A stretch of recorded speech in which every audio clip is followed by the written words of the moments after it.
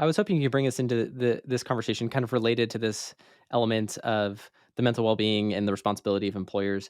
Because I know that Redfin had rolled out the reduced stress week. I'm curious to learn about the conversation at the leadership level around adopting and implementing a company-wide large-scale program like that. Can you bring us into the decision making and what that was like to adopt that? Yeah, so where that came from is, we worried at first when we all went remote that it was going to affect our productivity, that it was going to be hard to get things done, it was going to be difficult to produce the software and all the other things that we need to do for our customers. But we sort of quickly realized, maybe to Ali's point, people were actually putting more time into work. They weren't commuting. There wasn't maybe as much going on in the rest of our lives, and they were almost working too hard, that productivity became too high and got into a red zone. And we started looking at ways that we could really get to what the ideal amount of productivity for our folks. And so that's where this idea of reduced stress week came from. Some companies did things like give an extra day off, or summer Fridays or that sort of thing. But we're in a business where we need to be doing business on days when our customers are buying or selling homes. So anything that's not a bank holiday, we need to be there for our customers and our real estate agents. We cannot just have all of headquarters or all of our agents leave on a particular day. So this idea of reduced stress week came about, where he said, well, why don't we take a week where we cancel all the recurring meetings, cancel all the meetings, it's a week where your manager's not going to ask you for new work. It's instead a week where you can clear the decks. And if you want to go for a walk and think about things, or you want to work a little less that week, some people take vacations that week, some people do different things with it. But it was a little bit more of a free time for you. You could catch up on something, you could make progress on something longer term.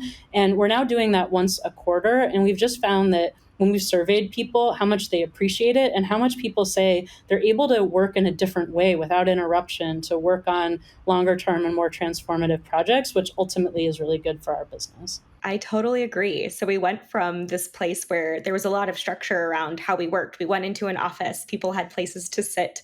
There was a lot more predictability and structural reinforcement for how we should be interfacing with one another and what working meant.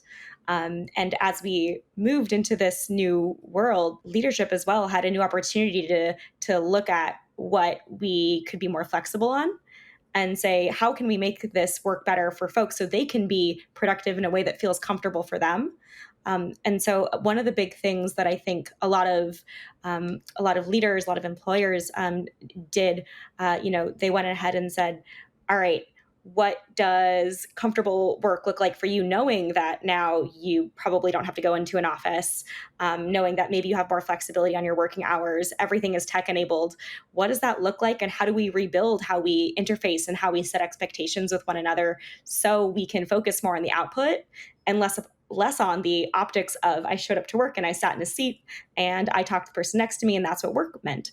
And so this really gave people an opportunity to reflect on what worked well for them, and for leaders to come in and say, how do we support this so people are putting their energy in the right place?